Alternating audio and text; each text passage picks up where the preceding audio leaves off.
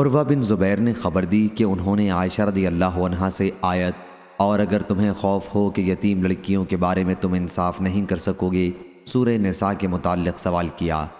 عائشہ رضی اللہ عنہا نے کہا، میرے بھانجے اس آیت میں اس یتیم لڑکی کا حکم بیان ہوا ہے جو اپنے ولی کی پرورش میں ہو اور اس کا ولی اس کی خوبصورتی اور مالداری پر ریچھ کر یہ چاہے کہ اس سے نکاح کرے، لیکن اس کے مہر میں کمی کرنے کا بھی ارادہ ہو۔ ایسے ولی کو اپنی زیر پرورش یتیم لڑکی سے نکاح کرنے سے منع کیا گیا ہے، البتہ اس صورت میں انہیں نکاح کی اجازت ہے جب وہ ان کا مہر انصاف سے پورا ادا کر دیں گے۔ اگر وہ ایسا نہ کریں تو پھر آیت میں ایسے ولیوں کو حکم دیا گیا کہ وہ اپنی زیر پرورش یتیم لڑکی کے سوا کسی اور سے نکاح کر لیں۔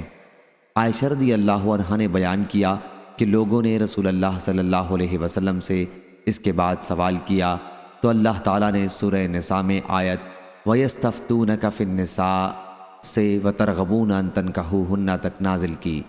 اس آیت میں اللہ تعالیٰ نے یہ حکم دیا کہ یتیم لڑکیاں اگر خوبصورت اور صاحب مال ہوں تو ان کے ولی بھی ان کے ساتھ نکاح کر لینا چاہتے ہیں، اس کا خاندان پسند کرتے ہیں اور مہر پورا ادا کر کے ان سے نکاح کر لیتے ہیں،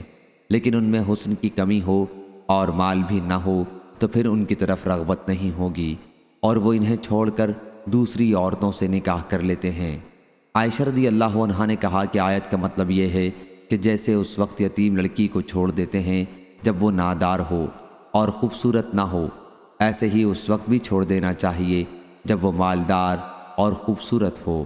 البتہ اگر اس کے حق میں انصاف کریں اور اس کا مہر پورا ادا کریں تب اس سے نکاح کر سکتے ہیں۔ صحیح بخاری حدیث نمبر 5092۔